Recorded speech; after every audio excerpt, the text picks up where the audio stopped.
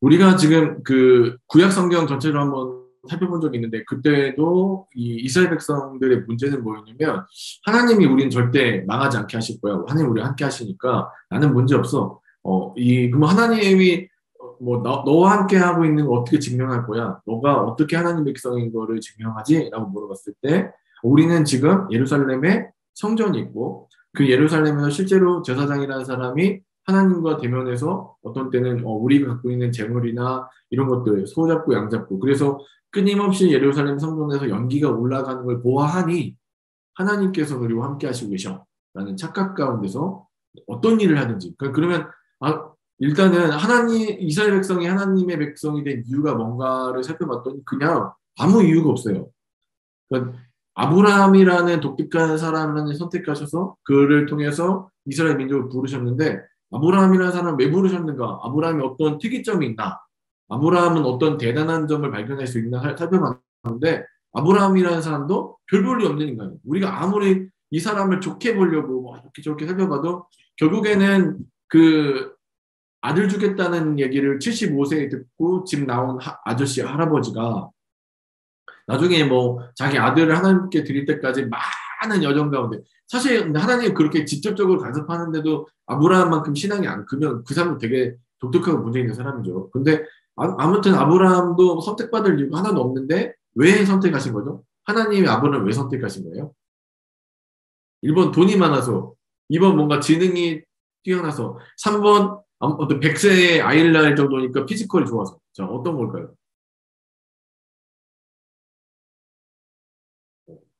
몇 번인 것 같아요. 자 역시 아무도 속지 않는 걸 보니까 감사합니다. 아무 이유 없잖아요.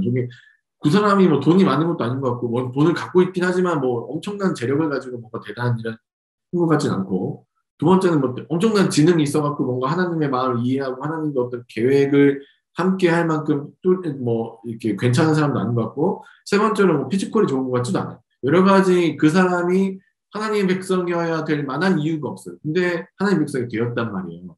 이유가 없는데 된 걸 갖다가 어려운 성경용어로 뭐라고 하냐면 은혜라고 불러요.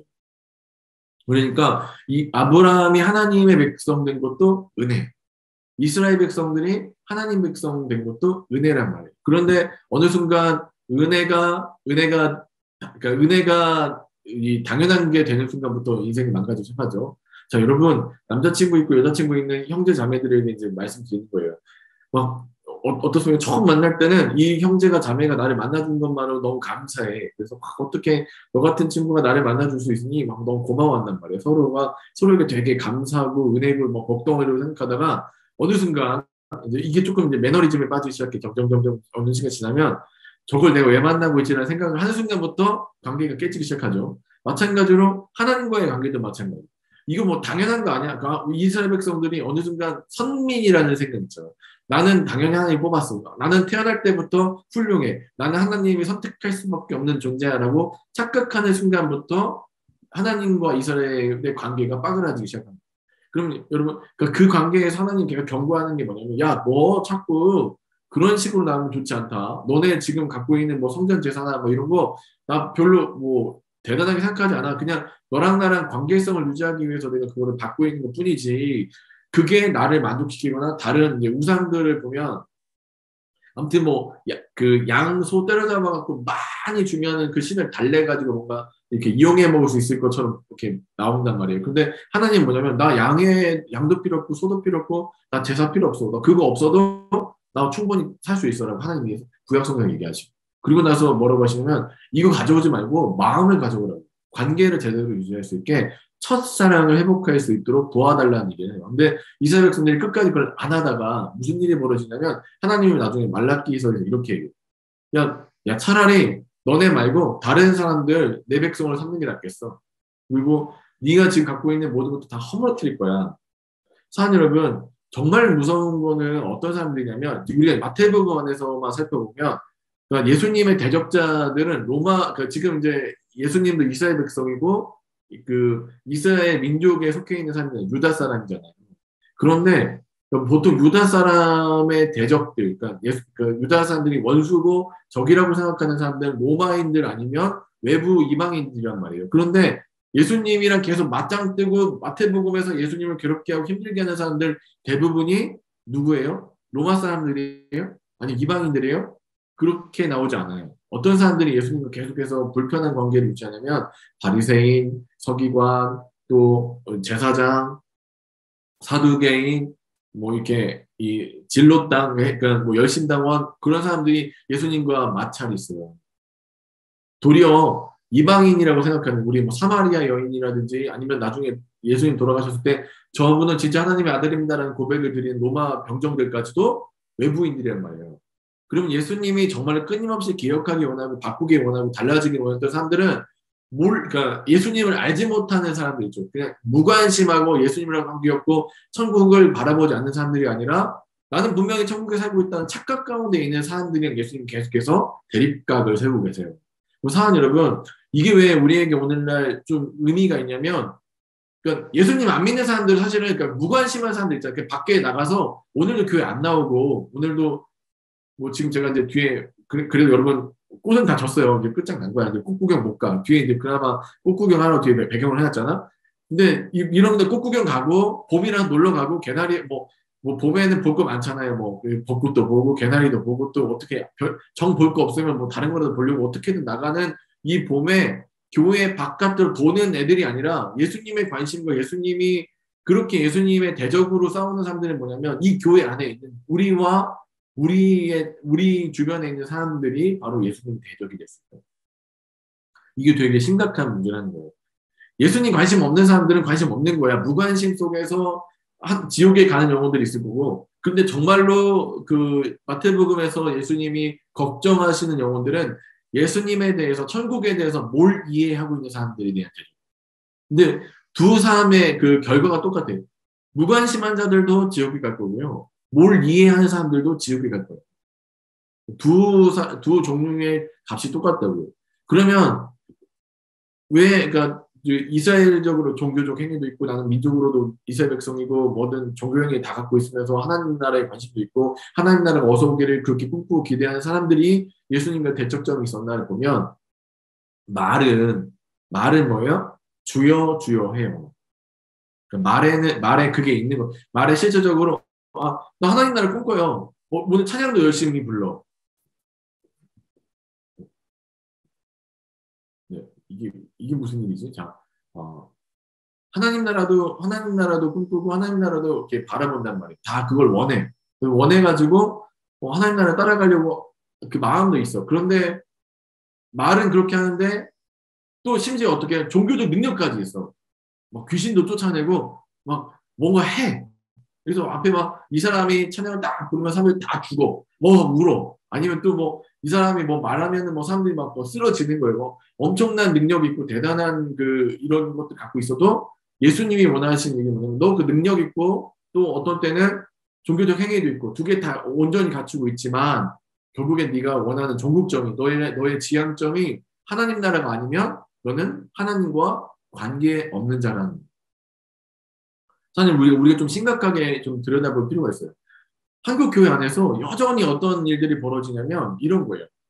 우리는 종교적인 걸 다 갖고 있어. 또 심지어 능력도 행해. 그래서 뭐 어떤 사람은 뭐 손아지면 귀신도 쫓아내고 막 이런 뭐 대단한 능력들이 있어요. 우리가 알고 있는 몇몇 이단이라고 시비가 지금 붙고 있는 어떤 교회들 목사님들 보면 막 손아지면 귀신들이 막 나가요. 또 대단한 일이 일어나 방언도 받고 뭐 엄청난 일이 벌어지는데 결국엔 그 사람의 삶을 보니까 그 사람의 삶에는 하나님 나라가 없어. 하나님 나라를 찾아볼 수가 없어.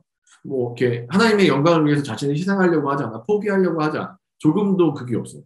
왜 교회에 옵니까? 하나님 좀 뒤에서 도와주면 나 오늘 조금 좋은 대학 가야 되는데 공부 열심히 할 때 하나님 좀 나의 등 뒤에서 나를 도우시는 주님이 나를 좀 도와주면 내가 뭐 여기 경기도권 갈 것 같다. 이서울 4년제 갈 수 있는 능력이 생길 줄 믿습니다. 또 나 이서울 어디 좀 갈 거 여기 소위 말해 스카이라는 좀 이렇게 이름 있는 대학교들 10위권의 대학교 나의 등 뒤에 계신 분이 도와줄 수 좀 있습니다.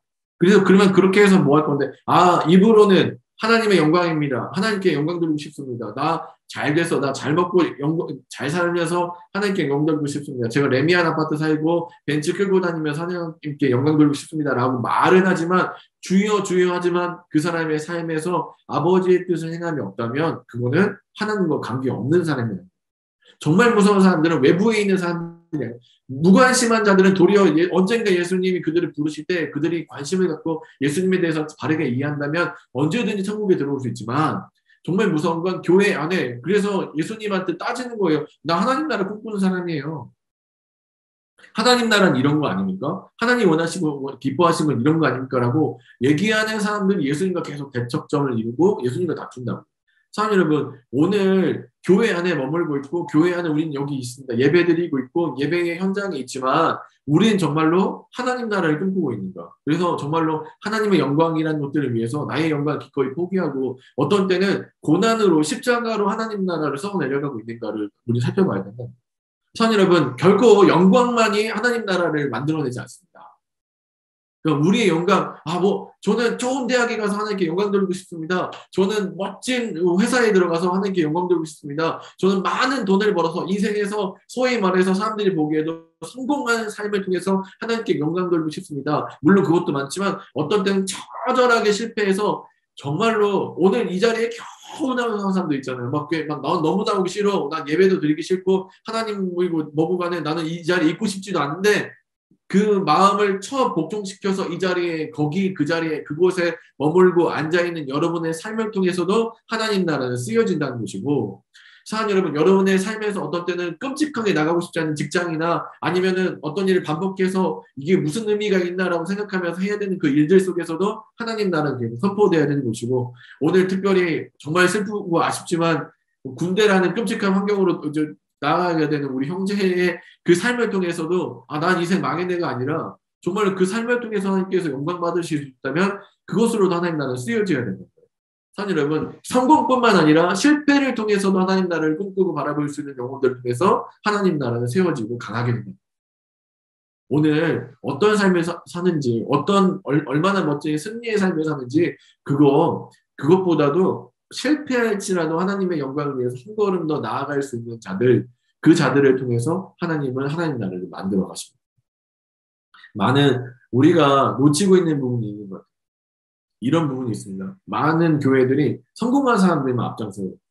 승리한 사람, 소위 말해서 돈 많고 사회에서도 떨떡거릴 수 있는 사람들 앞에서 앞장서면서 저 사람들처럼 살아야지 하나님 나라가 세워졌다고 얘기하는데, 그게 아닌, 진짜로 하나님이 원하시는 하나님 나라는 오늘도 하나님의 영광을 위해서 자기 입을 다물고 하나님께 아버지 뜻대로 되기를 원합니다라고 기도하셨던 예수님의 겟세마네의 삶, 그 삶을 삶으로 실현할 수 있는 자들을 통해서 하나님은 오늘 영광 받으십니다.